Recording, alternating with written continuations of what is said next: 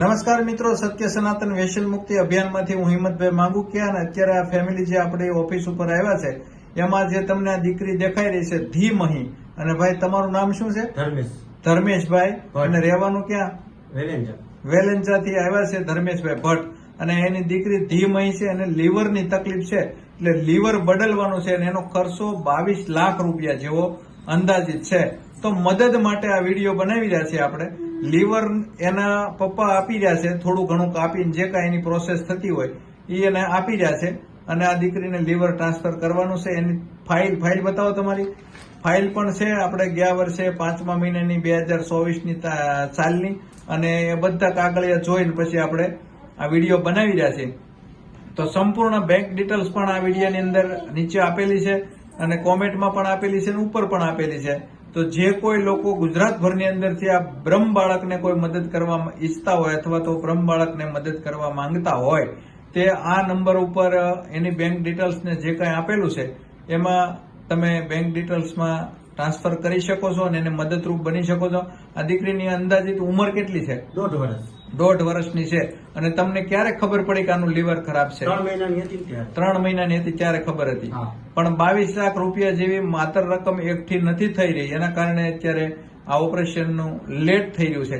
તો ગુજરાતભરની અંદર જે કોઈ લોકો હોય ત્યાં સુધી આ વિડીયોને ખૂબ શેર કરી દેજો.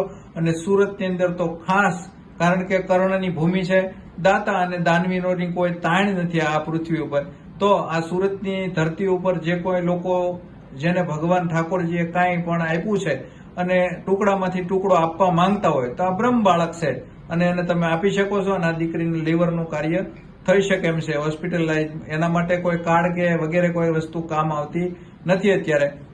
તો 22 લાખ રૂપિયા તમને કઈ હોસ્પિટલની? અહીંયા સુરતમાં, મુંબઈ નાણાવટીમાં. ગુજરાતમાં નથી કોઈ કરતું. ગુજરાતમાં કોઈ નથી. ગાઈડન્સમાં કીધું પણ એને 25 લાખનું કોટેશન દીધું, અને ત્યાં કોઈ બાળકનું તો કરેલું જ નથી. એ રિસ્ક લેતા હતા કે પહેલી વાર મેં ના પાડી. જ્યાં આપણે નાણાવટીની ટીમ છે એને કરેલા છે, સક્સેસ છે. એમાં આપણે સુરતના 2-3 કેસ છે કે એને સક્સેસ થયેલા છે. બરાબર. તમારું ગામ કયું છે? મારું ધારી નવાપરા.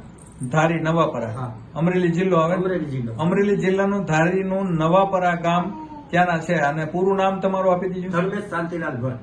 ધર્મેશ શાંતિલાલ ભટ્ટ. અને બેંક ડિટેલ્સ તમારા નામથી જ છે? હા, મારા નામ. તો ખાસ બેંક ડિટેલમાં ચકાસણી કરી લેવી, કારણ કે આ વિડીયોમાં કોઈ એડિટિંગ કરી અને નામમાં કોઈ ફેરફાર હોય તો તમારે ખાસ બધાએ જોવું.